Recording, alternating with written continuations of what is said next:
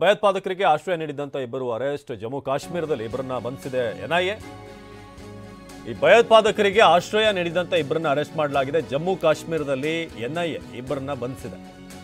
ಪಾಲ್ಗಾಮ್ ಉಗ್ರರಿಗೆ ಆಶ್ರಯ ಕೊಟ್ಟಿದ್ದಂಥ ಆರೋಪ. ಪಾಲ್ಗಾಮ್ನ ಪರ್ವೇಜ್ ಅಹಮದ್ ಜೋಥರ್, ಹಿಲ್ ಪಾರ್ಕ್ನ ಬಶೀರ್ ಅಹಮದ್ ಇಬ್ಬರನ್ನ ಎನ್ಐಎ ಅವರು ಬಂಧಿಸಿದ್ದಾರೆ. ಇವರಿಬ್ಬರು ಕೂಡ ಭಯೋತ್ಪಾದಕರಿಗೆ ಆಶ್ರಯ ನೀಡಿದ್ರು ಅಂತ. ಬಂಧಿತರಿಂದ 3 ಉಗ್ರರ ಗುರುತು ಬಹಿರಂಗ ಆಗಿದೆ.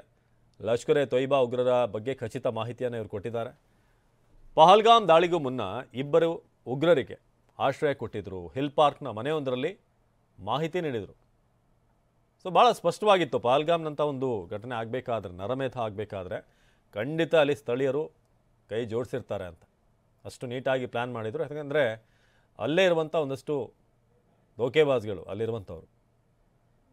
ಅವರ ಸಹಾಯದಿಂದ ಇಷ್ಟು ಜನರ ಪ್ರಾಣ ಹೋಯಿತು. ಪಹಲ್ಗಾಮ್ನಲ್ಲಿ ನರಮೇಧ ಆಯಿತು. ಹಿಲ್ ಪಾರ್ಕ್ನ ಮನೆಯೊಂದರಲ್ಲಿ ಮಾಹಿತಿಯನ್ನು ನೀಡಿದರು ಅನ್ನೋದ್ರ ಬಗ್ಗೆ ಮಾಹಿತಿ ಲಭ್ಯವಾಗ್ತಾ ಇದೆ.